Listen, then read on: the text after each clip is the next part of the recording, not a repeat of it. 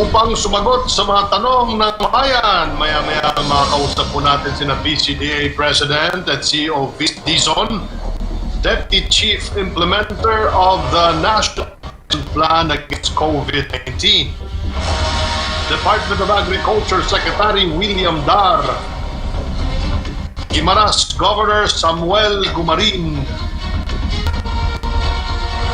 Nakausap rin po natin si Consul Paul Raymond Cortez ng Philippine Consulate General sa Dubai. Mamaya makakasama din natin sa paghatid ng mahalagang balita ang ating PTV correspondents mula sa iba't ibang bahagi ng bansa. Samantala, malaki ang pasasalamat ni Senador Bongo ng nagdaan ni Pangulong Rodrigo Roa Duterte nitong Lunes sa Executive Order 114 para gawing prioridad ang pagplano sabay ng pagsugpo sa COVID-19 crisis. Sa ilalim ng Executive Order, ang BPP ay maaaring makapagbalanse ng regional development at equitable wealth distribution, resources at mga oportunidad sa pamagitan ng mga polisiya at mga programa na makatutulong sa development at unlad ng mga kanayunan.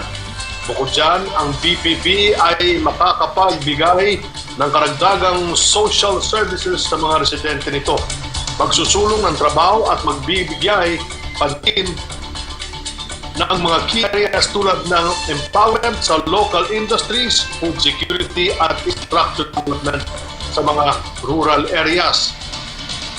Inikat po naman ni Senador Bongo ang mga concerned government agencies na umaksyon agad para makapaghanda at maitutupad ang mga components ng BPP ayon sa layunin nito.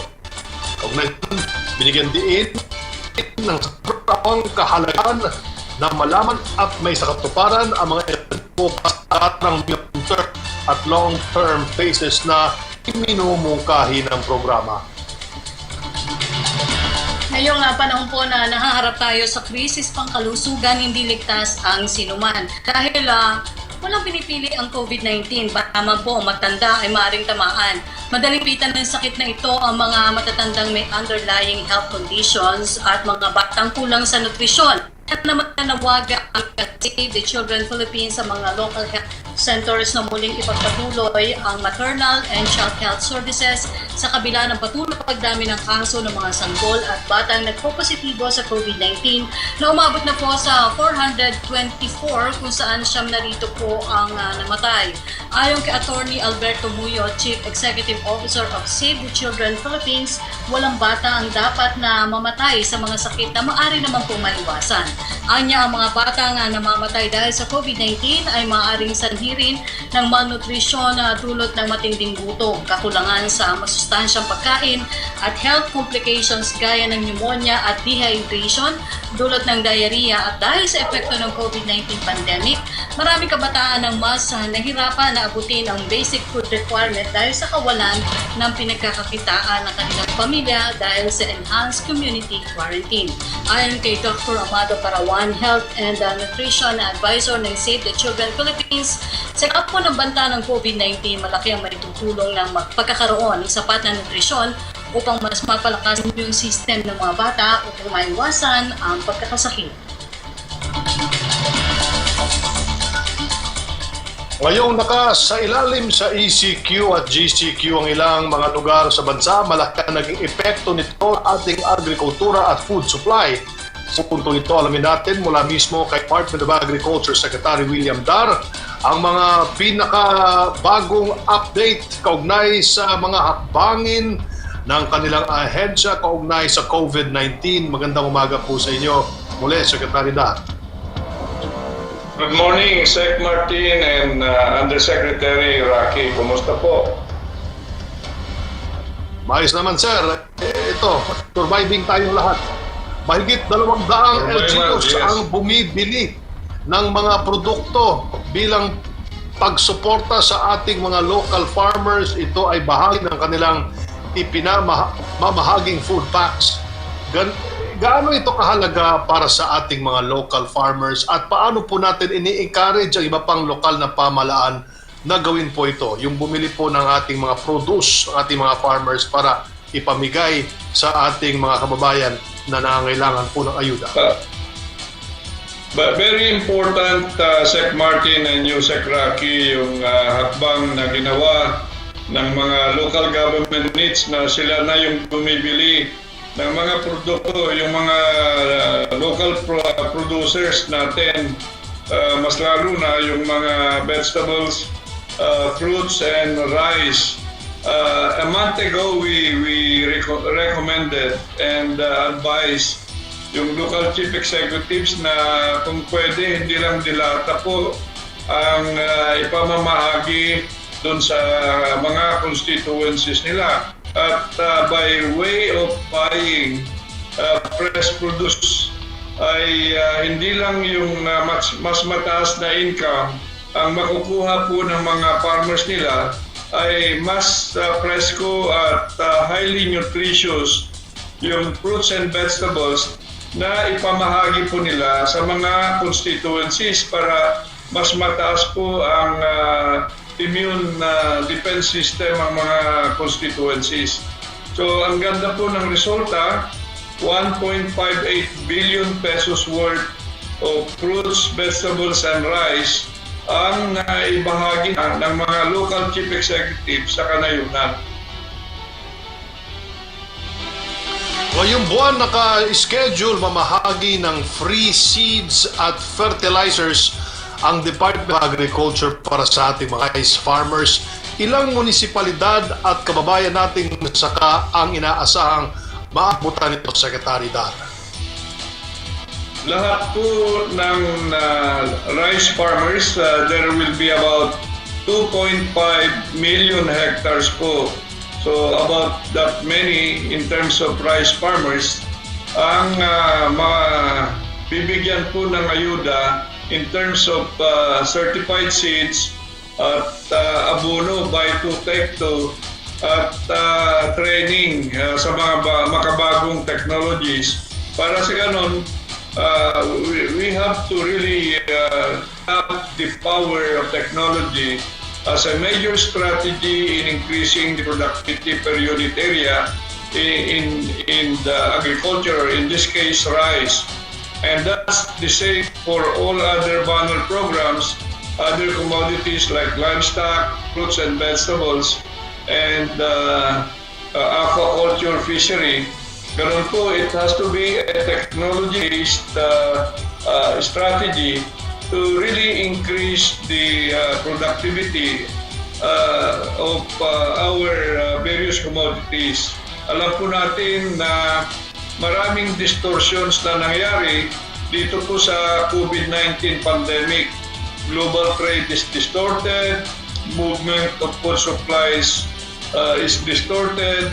So, minabuti natin na mayroon tayong strategy na itataas na natin yung food sufficiency level ng ating bansa sa mga iba't ibang commodities na ito. Sec Martin and you, Sec Rocky. Opo, Secretary, may katanungan po si April Rafales ng ABS-CBN News. The TTI is setting up new guidelines on the new normal after ECQ, which is e-commerce online sellers will be registered and prices will be monitored. May ganito po ba na sineset up din ang Department of Agriculture? If yes, what is the general rules daw po? Okay, let me mention yung e-commerce na na-introduce na natin sa agrikultura. Ikadiwa is now having 4 vendors. And this is just started this week.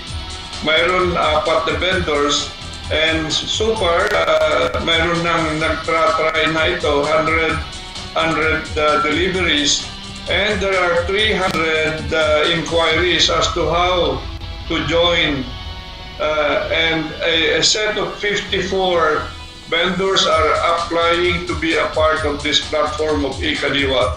So this is now the one positive aspect that has been brought about by COVID-19 pandemic na ito na yung isang new normal e-commerce or Ikadiwa in agriculture and fisheries will be a new mechanism with which marketing or trading of agricultural produce will happen. And we are elevating our game even in digitalizing agriculture, monitoring and evaluation. We have just had today a meeting with our IT experts group and saying to it that the big data agriculture will be there so that policy and planning will be properly supported in terms of the relevant information and the best of data to support all these policy directions. Opo, yung ikalawang tanong po ni Ms. April Rafales, maglalabas daw po ng mas malawig na SRP ang DA. Kasi sa ngayon daw po, maraming produkto ang walang SRP, kaya napakamahal daw po ng benta, lalo ng mga gulay. Well, yung gulay, mayroon na tayong mga iba't ibang gulay na under SRP. And with this, we will try to study itong kung ano pa yung iba't ibang klase na gulay na isa-ilalim po natin sa price freeze or SRP. Okay. Ang ikatlong tanong niya, Secretary, kung may assistance po ba o plano gagawin sa mga magsasaka na di daw po nakakabenta ng mga palay na ani nila dahil sa lockdown. Nag-start na po yung planting season, pag tag-ulan and wala silang pampuhunan, paano po ang effect ng supply chain natin pag walang produce ang ating mga local farmers? Now, yung first part ng question, I don't think that is true na hindi sila nakaani. So kung mayroon man, let me know kung saan, sino yung farmer at bibilhin ng NFA itong palay na ito. That's not true. Number two, may ayuda na ibibigay nga natin, mga buto, mga fertilizer at training. At ang may ayuda pa rin na binibigay natin sa mga rice farmers over about 34 provinces, itong financial subsidy for rice farmers, those tilling 1 hectare and below. It's almost over. Sek, malaking tulong po sa ating mga kababayang magsasaka ang Kadiwa on Wheels ng Department of Agriculture. Saang mang lugar po ito maaaring abahan ng ating mga kababayan at kung susumahin po, nasa magkano na po ang kabuang kita ng ating mga kababayan mula sa mga programang ito? You know, this was expanded the last 1.5 months. And we are still continuing this intervention. This is one of those better interventions during this pandemic at kailangan na kailangan. From the trading post from La Trinidad Benguet, Bamban, Nueva Vizcaya, Sariaya, Quezon, and many other parts, we assisted yung mga farmers na yung mga benta po nila sa mga trading post ay may partners po tayo ng DA, mga private sector na bumili at kasama na namin tracking these fruits and vegetables to Metro Manila. Now, this is all over the country na, and the specific dates or areas are properly articulated or highlighted in our website. So every regional field office of the DA all over the country is now doing this in tandem with various partners in those metro cities. Karamihan po, most of this Kadiwa, although may Kadiwa on wheels sa ibang municipality, ay may mas marami po yung Kadiwa on wheels sa mga metro areas all over the country po. So far, Secretary, kumusta naman po yung delivery ng ating agricultural goods sa iba't ibang parte ng bansa? Ngayong may enhanced at general community quarantine na alam kong paulit-ulit mo itong talagang tinututukan sa IATF mula nung simula, the first week meron po bang improvement yung pakikipagtulungan ng iba pang mga ahensya sa inyo pong tanggapan? Malaki po ang improvement if we have to compare itong last 2 weeks vis-a-vis the other 1 month. Kasi 6 weeks na tayo, pang 7th week na natin ngayon. Ang laki na po ng improvement yung movement ng food supplies. Pero maybe kung bigyan mo ng porsyento, 98% na yung movement ay talagang wala nang problema. May a good number of yung mga areas mayroon pa rin mga ibang checkpoints diyan. Pero very minimal na po ito at na-resolutionan naman agad-agad ng PNP po. So in summary, we would like to thank our partners, the ILG, yung PNP at ang AFP. Kasi po sila po yung talagang tumulong po dito sa mga kung may problema ng movement of cargos. Marami po sa ating mga kababayan ang nagtatanong kung ma-extend daw po ang food lane conduct pass. Ang decision po ng ITA ay lahat po yung na-issue dati ay continuing.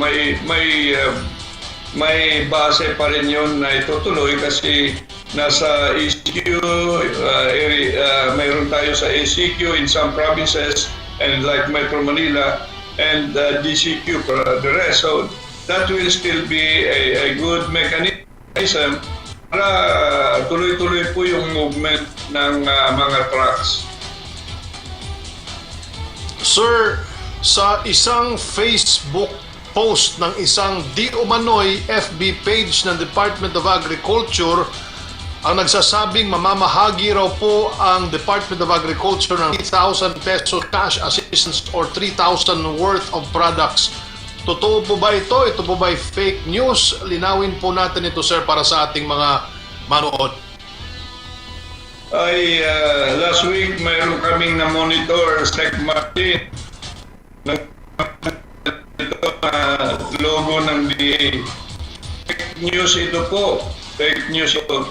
Ang katotohanan, magbibigay kami ng certified seed course again sa ICE at dalawang sako ng urea para yung farmer ay bibili rin ng 2 sako at 4 na sako ang urea ang i-apply niya sa 1 hektarya. Wala kaming ipamumudmud na iba pa except this, including that of training. Yun po ang additional na gagawin po natin. Pataasin natin ang antas ng kakayanan ng ating mga magsasaka ngayon at in the future. Okay, maraming salamat po Department of Agriculture Secretary William Dar. Ipagpatuloy lang po natin ang pagtulong sa ating mga kababayan. Mabuhay po kayo, Secretary. Maraming salamat muli Sec Martin and Sec Rocky.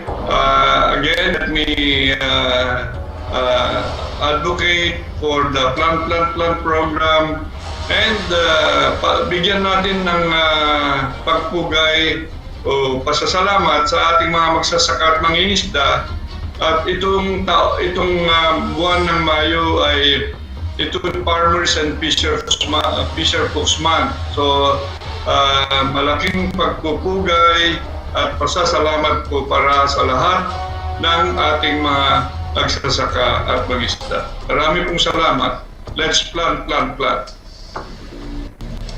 Okay, salamat po Secretary William Dar. Para naman po alamin ang update kaugnay sa Trace, Treat and Test program ng gobyerno bilang tugon sa COVID-19, makakausap po natin si T3 Czar, BCDA President and CEO at ang pinakabagong Deputy Chief Implementer of the National Action Plan Against COVID-19 na si Vince Dizon. Magandang araw po, sir. Magandang araw, Rocky. Rocky, hindi kita naririnig. Sir, Secretary. Rocky? Sir. Okay na po. Pananinig niyo na ako, sir? Okay. Okay, sige po. Nawawala. Padala po na katanungan yung ating kasama si Lois Calderon ng CM Philippines. Ang tanong po niya, the BBB has 100 flagship projects. Ito po yung tinatawag na big ticket. 43 of them originally targeted to be completed by 2022. But given the lockdown, timetables will have pushed back. The NEDA board ICC says it is waiting for agencies to submit a learner list, which means even the 43 will be further trimmed. Which of the following will be dropped? Alin po yung tanggalin yung mga hindi pa naumpisahan? Rocky, sa kasalukuyan, rini-review natin at rini-repaso natin ang listahan ng ating infrastructure flagship projects sa tulong ng NEDA, ng DOTR at ng DPWH. Nangyayari yun ngayon. In fact, may ongoing meeting ngayon ng ibang mga ahensya at malalaman natin sa mga ilang araw kung ano ang magiging priority natin, kung ano ang mga kailangan nating pabilisin at kung ano ang mga kailangan nating palitan, no? Lalo na ngayon na dinadaanan natin itong problema sa COVID-19, kailangan nating magdagdag ng mga proyekto para palakasin ang ating healthcare infrastructure. So sa mga ilang araw, malalaman natin yan, Rafi. Sir, yung ikalawang tanong niya, if the flagship projects will be kept, alin doon po ang uunahin na balikan? Kasi hindi po full work ang force. Lahat ng mga project priority natin yan. Pero syempre, uunahin natin yung mga proyekto na pinakamalaki ang impact.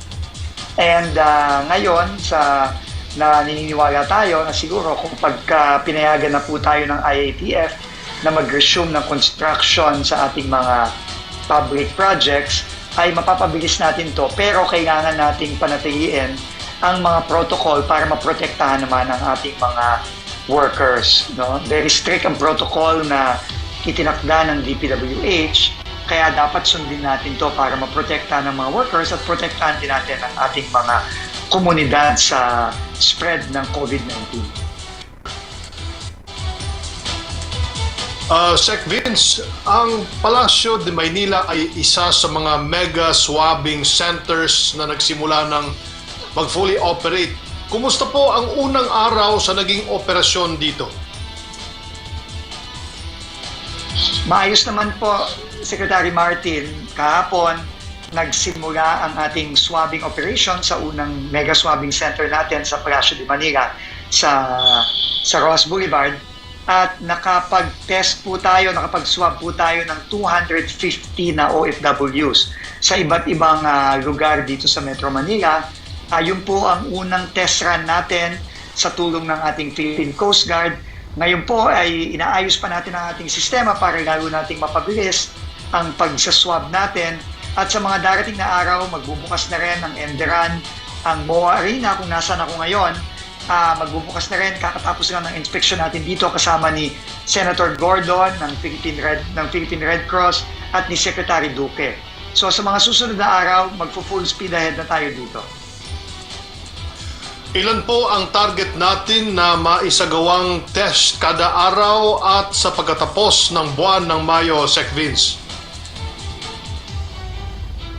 Dito sa swabbing centers natin, mga 5,000 total, no? Ang ating makukuhang mga specimen dito at ipapadala natin ang mga specimen na ito sa Philippine Red Cross Lab. Kaya nagpapasalamat tayo kay Senator Richard Gordon at sa mga bayani natin sa Philippine Red Cross na nagbo-volunteer para sa efforts natin dito sa laban sa COVID-19.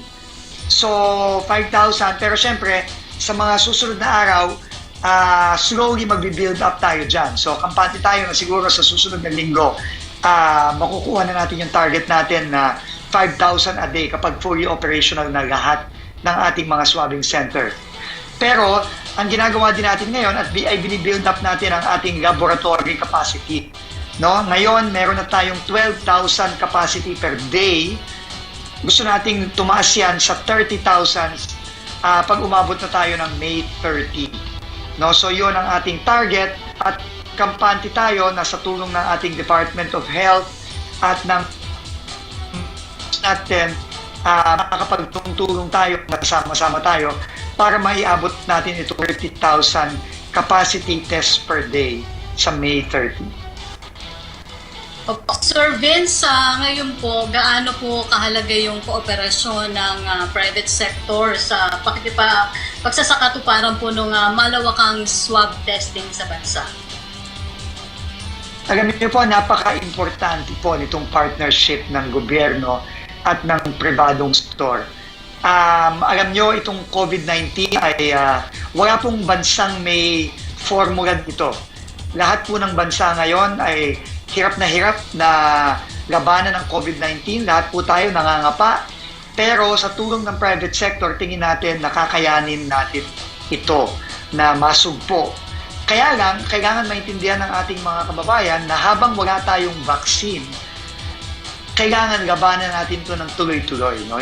Hindi tayo titigil sa pagpe-prepare, paglalaban dito sa virus na ito hanggang sa panahon na makakuha tayo ng vaccine. At hindi yun mangyayari sa loob ng isang taon. Baka maghihintay pa tayo 8 buwan o hanggang 2 taon. Kaya dapat talaga tibayan natin ang partnership ng private sector at government at pagkakasi natin ang ating healthcare infrastructure sa mga darating na buwan para tuloy-tuloy nating malabanan ito. Opo, kaugnay naman dun sa manpower na kakailanganin po para sa mga mega swab centers. Paano naman po yung magiging sistema ninyo dito at ano po yung update sa naging clarion call para sa mga nais mag-volunteer kasama ng mga nasa ahensya ng gobyerno? Unang-una po, nananawagan tayo muli no, sa ating mga private sector partners, sa ating mga eskwelahan na mayroong mga nursing and medical-related schools na sana po ay mayroong mga mag-volunteer sa ating mga medical professionals, sa ating mga estudyante. Meron pong sapat na compensation ito na ibibigay ng Department of Health. Meron pong kaabay na hazard pay na nakapaloob sa ating Bayan Plus 1 Act. At syempre po, ibibigay natin ang lahat ng proteksyon, ang lahat ng pang-aalaga sa ating mga frontliners na magbo-volunteer para dito. Nagpapasalamat din tayo sa ating executive branch sa pamumuno ni Executive Secretary Bingbong Medialdea dahil nag-issue po siya ng isang order na minamandato ang lahat ng mga ahensya kasama na rin ang mga government corporation na mag-contribute dito ng mga personnel para sa ating swabbing at testing efforts, no, at pagbo-volunteer para sa mga para maging mga encoder, barcoder at para dun sa mga medyo may background, medical background at mag-volunteer din sila bilang mga swabber. So ngayon po ay mahigit 700 na, halos 800 na nag-volunteer sa iba't ibang line agencies. Nagpapasalamat tayo sa mga lahat ng mga agencies at mga kawani ng mga agencies na to na nag-volunteer. Opo, Sir Vince, ano naman po yung panawagan nyo sa kanila? Paano daw po yung magiging proseso at paano po maaring makontak kayo o yung inyong tanggapan para po dun sa mga gustong mag-volunteer? Tumawag lang po sila sa hotline no, ng ating mga department sa DOH sa 888. Doon magagaman nila po kung paano sila makakapag-volunteer para dito sa efforts natin. At again, nagpapasalamat po tayo sa lahat na nag-volunteer at nananawagan tayo sa mga iba pa nating mga kababayan na gusto mag-volunteer na sumama po sa ating laban sa COVID-19.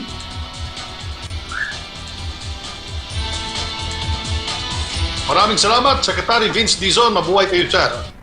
Kayo po ay ingat and stay safe and healthy. Samantala, Stay safe po, oras po natin. Martin, Yusek, Rocky. Maraming salamat po. Thank you, sir. Ingat po kayo. Oras po natin, alas 11:31 na po ng umaga. Sa puntong ito, explain naman po natin ang lagay ng ating mga kababayan sa Dubai. Makakausap natin si Consul General Paul Raymond Cortez, Philippine General dyan po sa Dubai. Magandang umaga po sa inyo, Consul. Magandang umaga rin po naman na Yes, sir. It's really a pleasure to talk to you. May mahigit bungkal na COVID-19 at MS. So ngayon, may lamang po na ipinapatupad sa bayan kumuha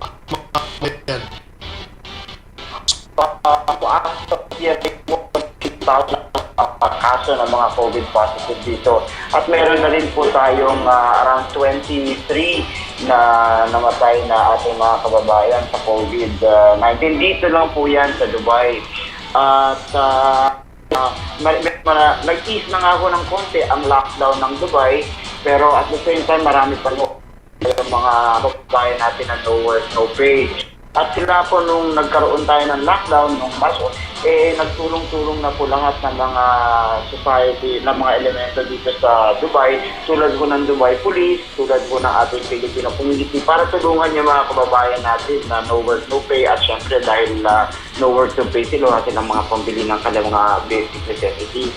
Unang-una ho tumulong ang Dubai Police at saka ang konsulado, kung saan nagkaroon kami parang understanding na kung meron mga kababayan na lumalapit sa konsulado asking for food or meals, binibigyan po natin yung mga listahan na yan at binibigyan natin sa Dubai Police para bigyan sila ng mga meals. Ito po ay during the lockdown, kung saan talagang naging 24-hour na walang labas-pasok sa kanilang mga bahay. At at the same time, nagkaroon din ng maraming initiative ang Emirates Red Crescent, kung saan nagbibigay din sila ng mga free meals and necessities sa mga, hindi lang mga Pilipino, pero sa lahat ng mga taong nakakailangan ng tulong. At the same time, malakas po din yung bayanihan aspect ng mga Filipino community dito, kung saan yung mga various organizations, mga various committees nag-help at nagbibigay ng mga grocery para sa mga humihingi ng tulong. At the same time din po, andito rin po yung programa ng ating POLO o kaya yung Philippine Overseas Labor Office natin at saka ang OWA natin, kung saan nagbibigay din sila ng mga free groceries sa mga kababayan natin. So lahat po ito nagkakaroon ng tulong-tulong under the one country team approach ng konsulado, kung saan minomonitor po natin halos lahat ng minomonitor natin lahat ng mga kababayan natin at mga efforts ng mga attached agencies natin para mabigyan natin ng tulong yung mga humihingi. Dahil sa banta ng COVID-19, may mga services na sinuspindi sa Dubai. Dahil dyan, marami sa kababayan ang nawalan din po ng trabaho. Ano po yung iba pang tulong na ipinapabot po natin sa kanila? I understand na yung dole ay meron pong $200 na ibinibigay or 10,000 pesos dun sa mga OFWs na nawalan ng trabaho. Opo. Ito ho yung DOLE ACAP program under the Department of Labor and Employment and the POLO office here, kung saan yung mga no work, no pay, yung mga na-terminate during the crisis o dahil sa COVID-19 pandemic, ay binibigyan ng konting ayuda. One-time cash assistance po ito para sa kanila, para may tawid po ng konti yung kanilang mga pangangailangan during the time na no work, no pay. Although unti-unti nagbubukas na ho ang Dubai, unti-unti na Dubai starting na bigyan ng mga opportunity yung mga tao to go back to their work, lalong-lalo na yung mga nasa hospitality industry, kasi ang pinakatinamaan po nito, mga hotel, mga restaurants, mga malls. Alam naman po natin na ito yung lifeblood ng Dubai. So halos lahat ng tao, marami sa mga kababayan natin ay employed in this sector. At sana with the slow reopening and hopefully talagang masunod-sunod na itong opening na ekonomiya globally, ay magkaroon na rin ng chance yung mga kababayan natin na bumalik sa kanilang mga trabaho. Pero at the same time, ongoing pa ho yung DOLE ACAP program at tinutulungan din ng ating DSWD attaché, yung ating social welfare attaché, yung mga kababayan natin undocumented. At meron na nga mga sumusulat din at nabibigyan din ng konting cash assistance.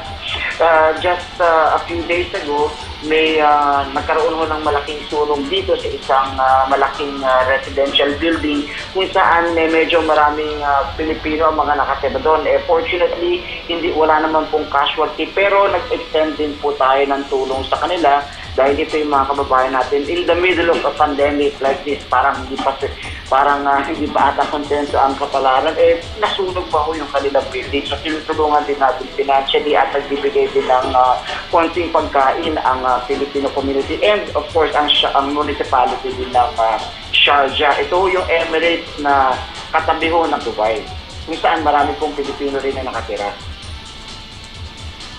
Opo. Sir, kumusta naman po yung lagay ng ating mga kababayan na nagpositibo sa COVID-19 kung meron man po? Paano po natin sila tinutulungan at ano po yung protocol dun sa pagtugon dun sa naging COVID-19 patients? Sige, marami hong mga kababayan ang tumawag po sa aming mga hotline at sabing positive sila, and from our end, pag sinabing positive sila, nakiki-coordinate na po kami sa Dubai Police at saka sa Dubai Health Authority para kunin sila at para sunduin sila at the same, dalhin sila sa isang ospital at the same time i-contact tracing din yung mga nandun sa kasama sa kanila mga tira-tirahan. So, ang protocol mo ng UAE, pag kayo ay positive at symptomatic, libre ho ang testing ng COVID-19. Pero pagka asymptomatic naman po kayo, so hindi naman po necessary na mag-testing kayo, may bayad po yun. At itong mga kababayan natin na nagkaka-positive, dinadala naman po sa ospital, kung saan libre po naman yung kanilang mga treatment sa government hospital. At the same time, minomonitor po namin lahat po sila at trying to find out kung kumusta na ho yung kalagayan. So far, marami naman ho ang nagkakaroon ng recovery. And as I said nga kaninang sa umpisa ng interview, 23 ang naisalang deaths among those na tested positive sa atin. Opo, sir, sa ngayon po, meron po ba tayong mga kababayan na humihingi ng tulong para naman po makabalik sa Pilipinas? Kung meron man po, paano po natin sila binibigyan ng tulong o assistance? Meron po. In fact, about 1,500 have listed yung kanilang mga interest to go back home.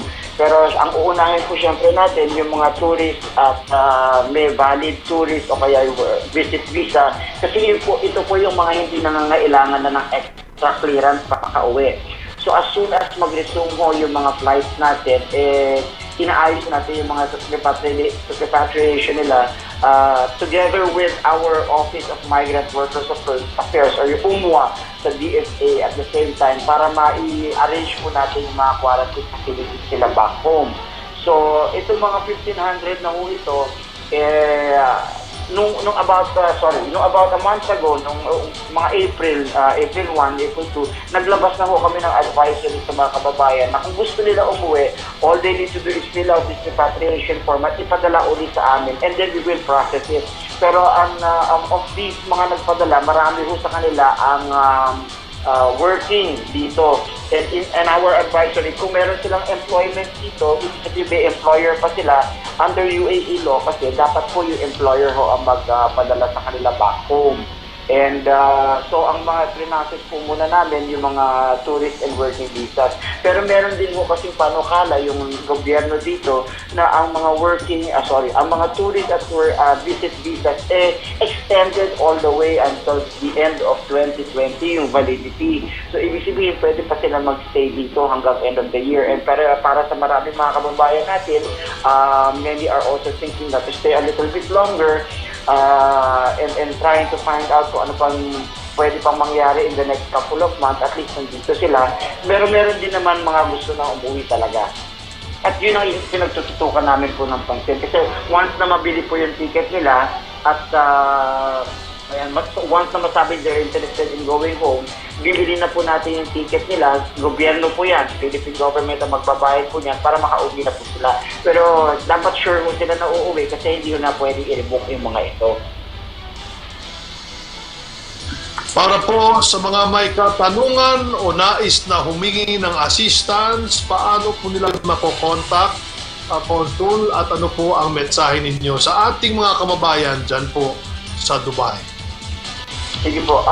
Kung meron po kayong mga urgent na pangangailangan, ang pinakamainam po na pag-message sa amin ay WhatsApp. Mas madali po yung WhatsApp para may record po tayo ng mga conversations natin.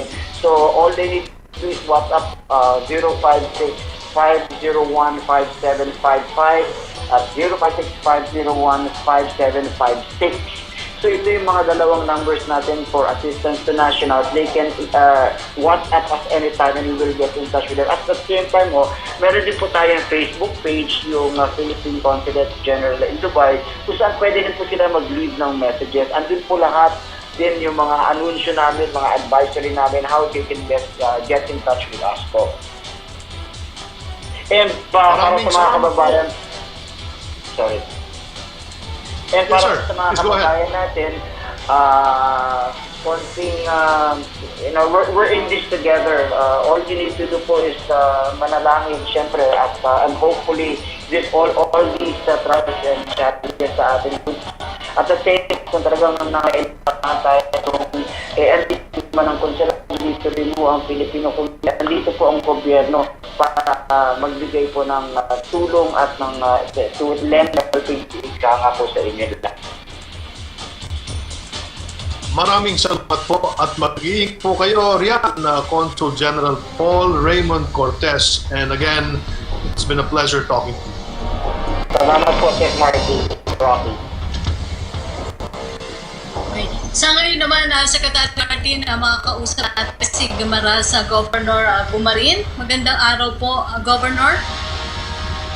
Magandang araw po sa inyo, Yusek Ignacio, also to Secretary Martin Andana. Good to see you. Opo. Opo, salamat po. COVID-free po ang probinsya ng Guimaras. Opo. Ano po yung naging strategy nyo at naging COVID-free ang Guimaras at para po yung ginawa nyong aksyon para maiwasan po yung local transmission sa inyong probinsya? Sawa po ng Diyos, but let me give you a hint kung bakit. Guimaras actually composed of 5 municipalities with 40,000 households and 200 inhabitants, 200,000 inhabitants. We are a 4th-class province in Region 6. Our capability and our capacity to respond is very limited.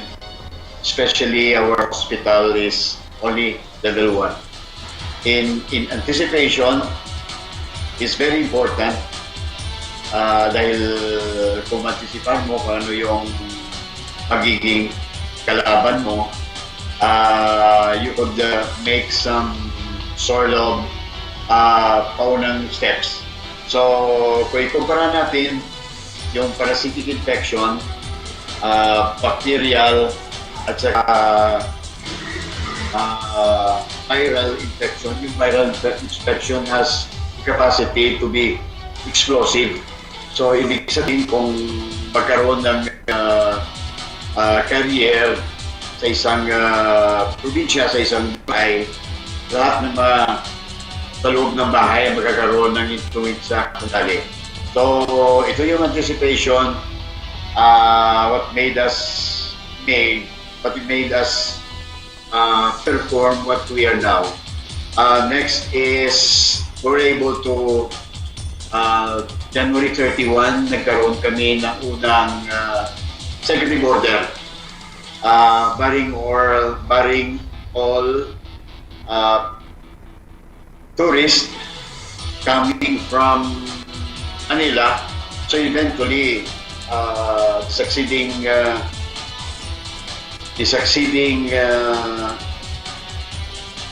executive order, pinaigting po namin yung border control. We started with the control dito sa probinsya ng Guimaras, but eventually we decided to have two doors. Finally, we started in Iloilo. What makes us different is that we are on an island at saka maliit lang kami. We belong to the same party. We made ourselves available sa lahat ng mga pangangailangan to fight it. Nagkaroon kami ng executive order, executive committee, which lahat ng mga mayors para ma-harmonize namin lahat ng mga guidelines sa whole province of Guimaras, at magkakaroon kami ng isang level of response, level 1, level 2, level 3, which is actually the lockdown. So level 2 is actually the ECQ, and level 1 is actually yung strict border control. So ito yung nangyari sa amin dito sa probinsya. Naunahan namin yung COVID upon learning that the source, the causative agent is a virus. Ito na yung nangyari sa amin na we prepared ourselves for this, no? Pero dahil hindi namin kaya mag-respond kung magkaroon ng COVID dito sa probinsya ng Guimaras. Opo, Governor, paano po nakatulong yung pagkakaroon nyo ng background sa medicine doon po sa pagtugon sa kasalukuyang krisis? May advantage ng konti because you will be able to know kung ano yung kinakalaban mo. Like for example, sabi ko kanina, it's a viral infection, so medyo mahirap, no, compared sa parasitic infection, bacterial infection. Yung viral infection, lalong hindi mo kita, kahit saka mabilis mag-spread. So lahat kami dito sa probinsya ng Guimaras, almost mga medical practitioner. So yung aming congresswoman is Dr. Lucille Nava is a tropical medicine and infectious specialist. So ang aming previous na congressman at saka governor is also a medical practitioner. Yung mga vice mayors namin saka ibang mayors are actually mga medical practitioner. This made us organize ourselves saka gumawa ng mga guidelines sa paraan para ma-contain namin yung pagpasok ng COVID dito sa probinsya ng Guimaras. So we have COVID traffic. Ibig sabihin from the community, magkaroon kami ng quarantine area with an advanced quarantine area na hindi napapasok sa aming hospital to protect our medical personnel, especially mga doktor, hindi makasakit. Dahil konti lang yung doktor namin, kulang kami. So ito yung nangyari sa probinsya ng Guimaras. Yung usual na mga pasyente ay dumadaan sa usual na paraan. So from the community, punta ng hospital, may triage doon kasi nagkakaroon kami ng fever monitoring to make sure na wala makapasok sa aming usual hospital dahil baka kung ano mangyari ma-infect yung mga health personnel namin, dapat hindi mangyari yun. So we made our identified our isolation area for our returning repatriates and returning Marasnon dito sa probinsya sa Guimaras. So far, mayroon kaming 10 na repatriates, 5 tapos na yung tapos ng quarantine. Yung 5 dyan sa probinsya ng Iloilo under the regional quarantine facility, 2 yung nag-positive, saka yung 3 is undergoing continued quarantine for more days. May papasok kami na 6. Marasnon also are seafarer. So bukas sila darating. And hopefully, with this protocol, we will able to contain and make sure ang Gimbaras is COVID-free. Sir, ano po ang mensahe ninyo sa inyong mga kababayan po?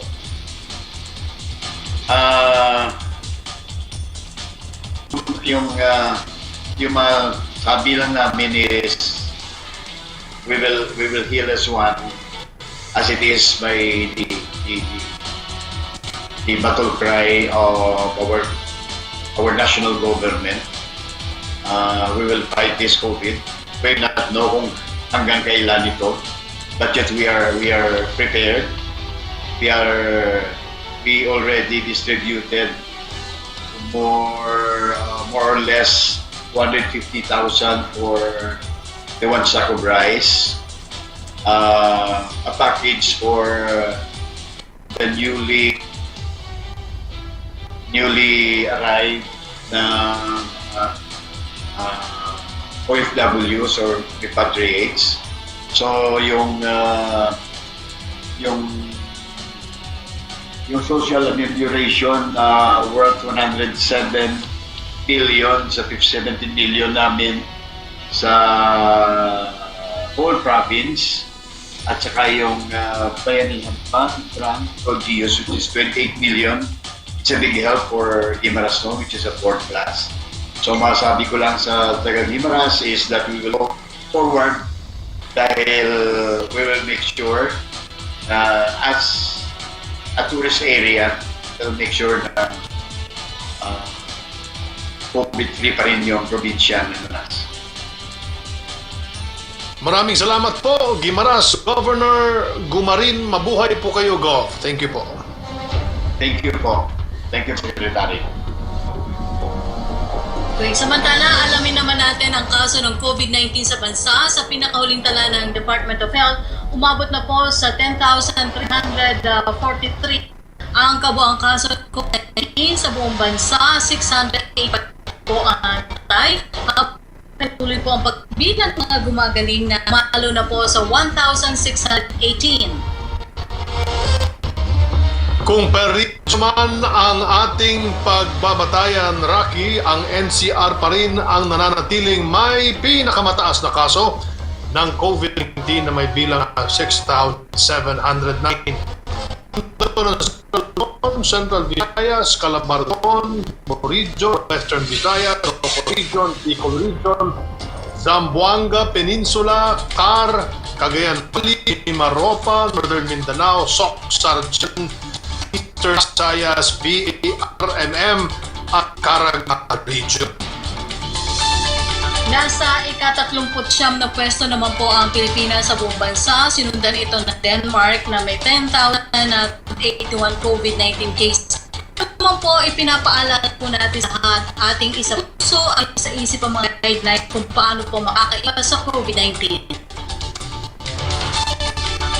Mula naman sa iba't ibang sangay ng PCO, makakasama rin po natin sa pag-ibigay ng pinakahuling ulat ang ating mga PTV correspondents. Unahin natin ngayon ang panahon ng krisis kabilang sa mga pangunahing frontliners ang ating mga kapulisan, kaya nagpabot din sila ng kanilang paraan ng pagtulong pamamagitan ng PNP Bayanihan Fund at Kagnayrian. Punta natin si Jorto Campana mula sa PTV Cordillera. Jorto, take it away. Magandang umaga kayo, Secretary Martin at Yusek Rocky. Kabilang nga sa pangunahing frontliners ngayong panahon ng krisis ang mga pulis, ngunit sila rin po ay gumagawa ng iba't ibang pamaraan para makatulong sa mga apektadong residente at ibang pangailangan ng pamahalaan sa kontra or laban sa COVID-19.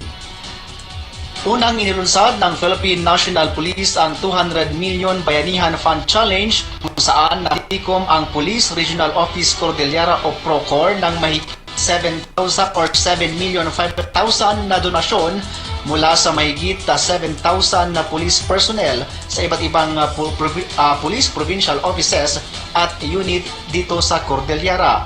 Ang ilang police personnel ay nagbigay ng kanilang 25% ng base pay, habang ang ilan naman ay nag-donate ng kanilang buong hazard pay para sa nasabing programa. Sabing halaga ay inabot na ng PNP sa Department of Finance na mapupunta rin lang sa iba't ibang ahensya ng pamahalaan na nangangailangan ng karagdagang pondo para sa COVID-19 crisis. Samantala, nagpapatuloy pa rin ang Adapt a Family Program ng pulisya dito sa rehiyon ng Cordillera para matulungan ang mga mahihirap na pamilya sa iba't ibang bahagi ng rehiyon na labis na naapektuhan ng krisis at mabigyan ng pantawid gutom. Sa listahan ng Procor ngayong linggo, nasa mahigit 7,700 pamilya na ang kanilang nabiyayaan sa ilalim ng Adapt a Family Program. Katumbas to ang mahigit 7 milyong halaga ng mga naipamigay na ayuda sa mga adopted families. Target ng PNP na ang bawat isang police personnel or isa sa personnel ay makapag-adapt ng isang pamilya bilang beneficiary hanggang sa matapos ang quarantine period. Ibang inisyatibo na rin ang ginawa ng isang unit ng PNP na nagbigay ng tulong pangkabuhayan sa 10 out-of-school youth sa Tublay, Benguet. Mula sa kontribusyon ng ilang miyembro ng PNP RMFP 15, bumili sila ng kagamitan sa pag-aalaga ng manok. 2 linggo rin ang ginugol ng mga pulis para may patayo ang kulong ng mahigit 400 manok na magiging pangkabuhayan ng mga piling benepisyaryo doon nga sa may bahagi ng Tublay, Benguet. Ngayong kasabay ng krisis ay ipinangako ng Police Regional Office Cordillera na hindi magsasawa ang mga police personnel na magsilbi sa rehiyon ngayong panahon ng krisis at sa pagtulong sa kanilang mga piling benepisyaryo, maliban nga sa kanilang tungkulin na makapagbigay ng mapanatili ang peace and order situation sa kanilang nasasakupan. At yan muna ang pinakahuling balita mula dito sa Baguio City. Jorton Campana para sa Bayan. Maraming salamat, Jorton Campana ng PTV Cordillera. Mula naman po sa PT Davao, maghahatid na ulat si Cebu, si Arua. Yusef Rafi, patuloy ang pamamahagi ng Social Amenities Program at Traditional Cash sa iba't ibang barangay sa Cebu City. Isa sa mga pagtahan ng DSWD ang mga bukid at barangay ng Cebu City. Laking tuwa ng mga estudyante nang makatanggap ng tulong pinansyal mula sa pamahalaan, saan manipit ay pinatutupad ang safety measure gaya ng social distancing sa mga lugar.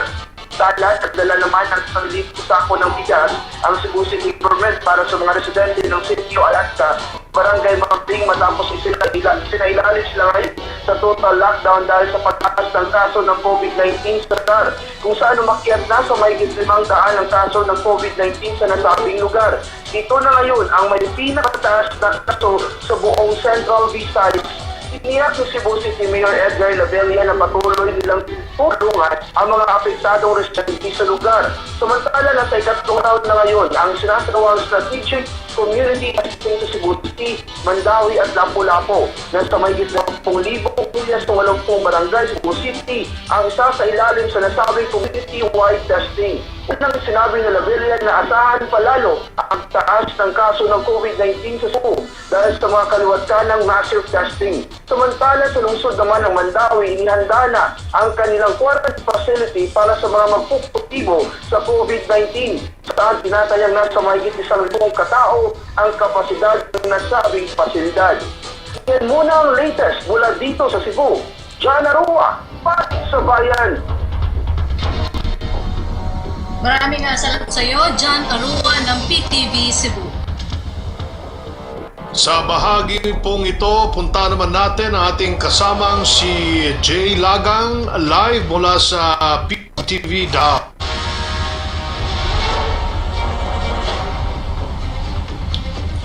Magandang tanghali, Secretary Martin at Yusef Raki. Nadagdagan pa nga ang mga pasilidad na magagamit ngayon upang mas maalagaan ang mga pasyenteng makikitaan ng sintomas ng COVID-19 dito sa lungsod ng Davao. Ngayong araw nga, Secretary Martin at Youth Draghi gawa blessing ng emergency quarantine facility na itinayo katabi lamang ng isolation center ng Southern Philippines Medical Center o SPMC na siyang main COVID-19 facility dito sa Davao Region at sa buong Mindanao. Merong 25 bed capacity ang naturang pasilidad na may nakalagay na higaan at iba pang mga amenities kagaya ng air conditioning unit, electric fan, exhaust fan at may hiwalay din na comfort room sa mga babae at mga lalaking pasyente. May kuryente na din dito at linya ng tubig. May nakalaan din na sariling kwarto para sa medical staff na siya mag-aalaga sa mga pasyente. Sinabi ng pamunuan ng SMC na prioridad nilang ilagay dito sa emergency quarantine facility na ito ay ang mga pediatric patient o yung mga pasyenteng matatamaan ng COVID-19 mula 0 to 18 years old. Ang naturang emergency quarantine facility ay naitayo sa pakikipagtulungan ng Tactical Operations Wing ng Eastern Mindanao, WT Architecture Design at ng isang pribadong organisasyon na ang Generous Davao na siyang nagbigay ng pondo para sa naturang pasilidad. Nasa mahigit 70 mga personahe ng 543rd Engineering Battalion ng 52nd Engineer Brigade ng Philippine Army ang nagtulong-tulong sa konstruksyon ng emergency quarantine facility at sinimulan noong Abril 14 at natapos noong Mayo 5. Narito ang panayam natin kanina kay Lieutenant Colonel Rolly of Group Battalion ng 543rd Engineer Construction Battalion ng 52nd Engineer Brigade sa Philippine Army. Actually, ang 534 Engineer Construction Battalion under ng 52nd Engineer Brigade is tasked to undertake mga infrastructure project, especially during the time of this COVID-2019. Ang COVID-2019 is needs sa mga patient na to para sa mga construction of the emergency quarantine facilities. Through the initiative and the cooperation of the stakeholders of the business sector sa Davao, gintap ni ng Tactical Operation Wing to undertake together with personnel of the Philippine Air Force, the engineer unit of the Philippine Army, we undertake this emergency quarantine facilities. And this will be benefited by the patient. Sana wag na wala na tayong maipasok dyan. Benefited by the patient of the COVID-19 dito sa Davao. Kini ang RTN DXKD Dipolo 1053 kHz sa atong AM radio band. RTN DXKD Radyo Ronda